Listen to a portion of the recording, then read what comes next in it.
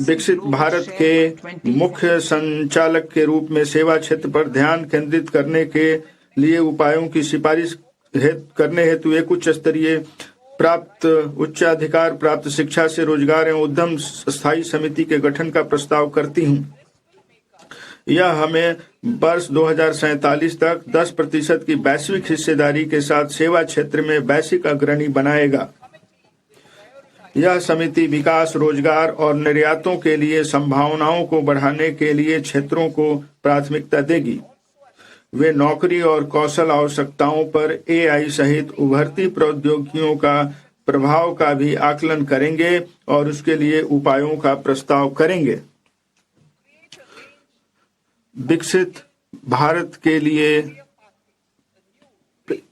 पेशेवरों को तैयार करना।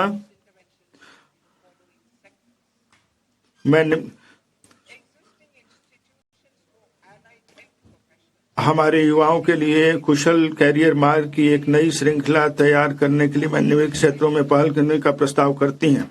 संबद्ध स्वास्थ्य सेवा पेशेवरों के लिए मौजूदा संस्थानों का उन्नयन किया जाएगा। निजी तथा सरकारी क्षेत्रों में नए HMC संस्थान की स्थापना की जाएगी। इसमें optometry, radiology, anaesthesia, auto applied psychology और व्यवहार संबंधी स्वास्थ्य सहित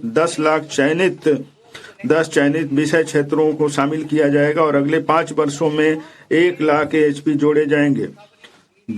वृद्धों की चिकित्सा और संबद्ध देखभाल सेवाओं को शामिल करते हुए एक मजबूत देखभाल सेवा परिवेश बनाया जाएगा। देखभाल सेवा और स्वास्थ्य, योग, मेडिकल और सहायता उपकरणों का प्रचालन जैसे संबद्ध कौशलों का संयोजन करते हुए करके बहु कौशल देखभाल सेवा प्रदाताओं को प्रशिक्षित करने के लिए अनेक NSU कार्यक्रमों का विकास किया जाएगा। आने वाले वर्षों में 1.5 लाख देखभाल सेवा प्रदाताओं को प्रशिक्षित किया जाएगा। चिकित्सा मूल्यवर्धन केंद्र। भारत को चिकित्सा पर्यटन क्षेत्र सेवा केंद्र के रूप में बढ़ावा देने के लिए मैं निजी क्षेत्र की साझेदारी में 5 क्षेत्रीय चिकित्सा केंद्रों की स्थापना के लिए राज्यों को सहायता प्रदान करने के लिए एक योजना शुभारंभ करने का प्रस्ताव करती हूँ। ये केंद्र एकीकृत स्वास्थ्य सेवा परिसरों के रूप में सेवा प्रदान करेंगे, जिसमें चिकित्सा, शैक्षिक और अनुसंधान सुविधाएं होंगी। इसमें नैदानिक बाद के देखभाल और पुनर्वास के लिए आयुष केंद्र, चिकित्सा मूल्य पर्यटन सुविधा केंद्र होंगे। ये केंद्र डॉक्टरों और AHP सहित स्वास्थ्य सेवा पेशेवरों को विविध कार्य अवसर प्रदान करेंगे।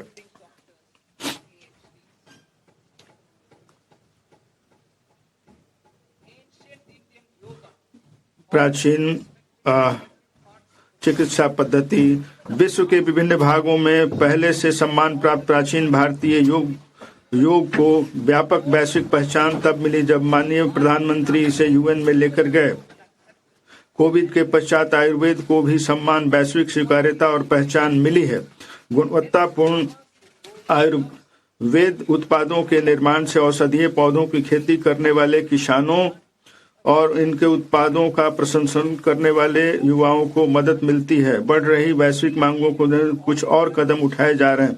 मैं 3 नए अखिल भारतीय आयुर्वेद संस्थान स्थापित करने, 2 प्रमाणन परिवेश के उच्च मानकों के लिए आयुष फार्मेसी और औषधि परीक्षण प्रयोगशालाओं का उन्नयन करने और अधिक कुशल कार्मिक उपलब्ध कराने, 3 पारंपरिक दवाओं के लिए साक्ष्य आधारित अनुसंधान, प्रशिक्षण और जागरूकता को बढ़ावा देने के लिए जामनगर में WHO वैश्विक पारंपरिक चिकित्सा केंद्र के उन्नयन का प्रस्ताव करती हूँ। पशुपालन।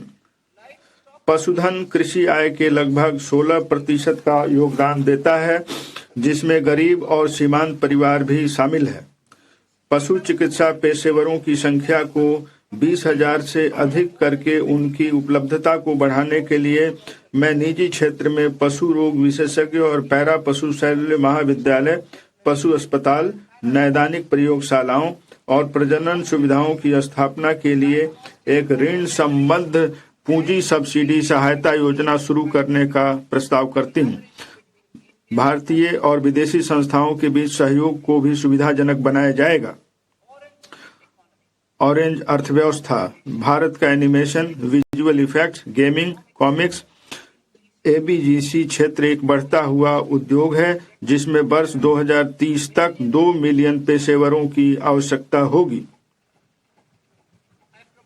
मैं Indian institute of creative technology Mumbai को 15,000 माध्यमिक विद्यालयों और 500 महाविद्यालयों में एबीजीसी कंटेंट क्रिएटर लैब स्थापित करने में सहायता प्रदान करने का प्रस्ताव